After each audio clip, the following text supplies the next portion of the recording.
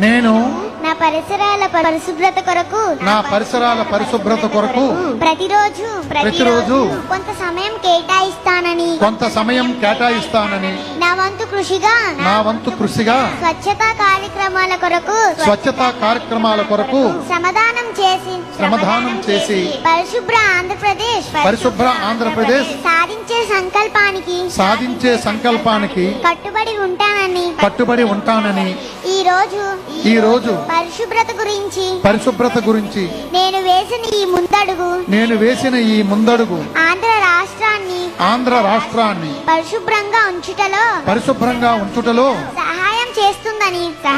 చేస్తుందని నమ్ముతూ భవిష్యత్ తరాలకు ఆరోగ్యవంతమైన సుభిక్షమైన ఆనందకరమైన